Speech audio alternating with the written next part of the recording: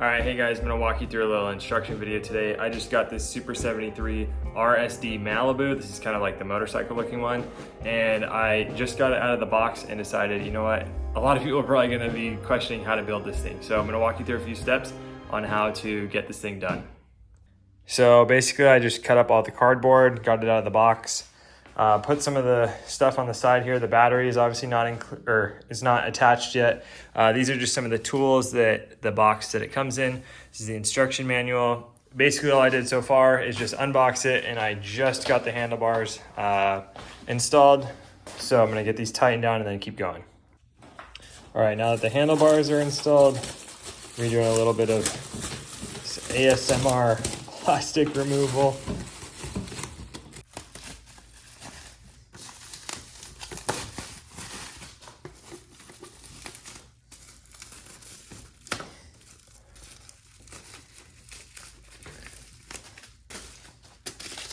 More bubble wrap.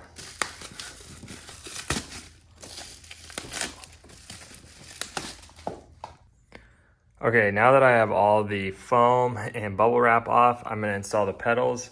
Just so I have this free area here where the battery's gonna go, I think it'll be easier to get the pedals on now. So pedals and the wrench are included in the box here, so I'm just gonna grab those. Okay, so actually it looks like I spoke too soon. These are like a hex head on the back of these things. These are Crank Brothers pedals. They're actually pretty nice. So know where to put the wrench. So what I'm gonna do next is just feed it on and then use the hex head to thread these on. Be sure to check the pedals before you install. You can see there's a tiny little L right there, if it'll focus on that one, and then a tiny little R right there on that one. So that'll be obviously the right side, the left side, and then to install pedals, you always thread them reverse. So be careful on that so you don't cross thread these things. But yeah, they will thread on backwards to start. Okay, so what I'm doing here is I just have the Allen head on the other side, threading it into here. Okay, I'm gonna do that till it's tight. And then we'll repeat on the other side. Okay, this actually worked good with having that crank arm up. I can just reach my hand through here. Like I said, a little bit easier without the battery there. And then just get that nice and tight. Boom. All right, next up is the tires. As you can see, it's not even on the wheel. So I'm gonna get those mounted up on the wheel, get those seated. And then these look like they're tubeless tires. So you should be able to just inflate them and they will lock into the bead here, and then we'll be good to go. Okay, so basically once this bead is on the inside of the tire, earlier you saw it was all outside. Now that it's all on the inside on both sides, all I did was basically lift this frame up, tuck that in, and then I found the valve here. So I'm just gonna take my air pump, hook it up there, and pump these things up. Now I'm just using a standard bicycle pump. I'm hoping this will do the trick here. So what you might need to do is just kind of hold your hand over this thing to seal off some of the gaps. I just did that a second ago, and now you can see there's really no gaps here. And then I'm just continuing to pump this thing up. And it should seat the tire nicely. Okay, be sure when you're watching the tire inflate, you kind of gotta massage the bead. Because what I noticed right here, see this spot is a little bit closer. You can see that line, then it goes away, and then it comes back. So just be careful. We gotta massage the tire as we inflate it, just so it all seats properly.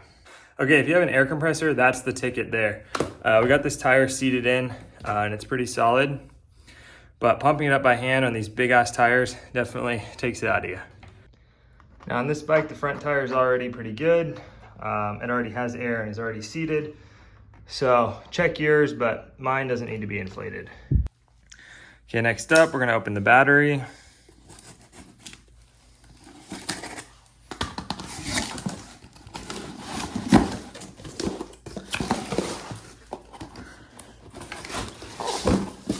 Okay.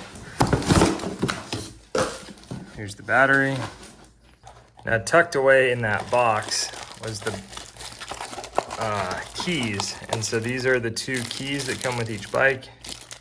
It was kind of hard to find, it was hidden inside here. So then to install this thing, I'm gonna take the battery, get it in under here. That click means it's in. And then these keys can just go in here to lock or unlock if you're gonna take it off and charge it. So now I'm sitting on the bike. I'm just trying to untangle these wires here, but I noticed that my grips are totally loose. So these are just ODI lock-on grips. It's that screw right there, and this screw right there will get you dialed in.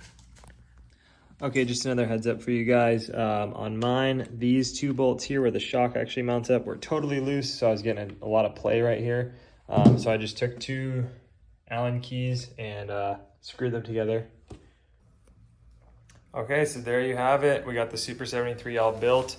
Unfortunately, this one's battery is basically dead, so I can't ride it just yet. I'll have to take the battery out, plug it into the charger, which came with it. You're also gonna want a shock pump with a Schrader valve so you can pump up that rear shock. These forks are all adjustable for compression rebound, which is pretty cool. So be sure to mess with those and get those dialed in for you. Magura brakes, they say they take about 30 minutes to get engaged and be really working with the brake pad. So cool light. This one also has a front light, which is really cool. So thanks for watching, guys. Hope this helped you. I know sometimes the instructions on these manuals can be kind of confusing, but this thing is actually pretty easy to put together, and now we're ready to go ride it. Catch you next time.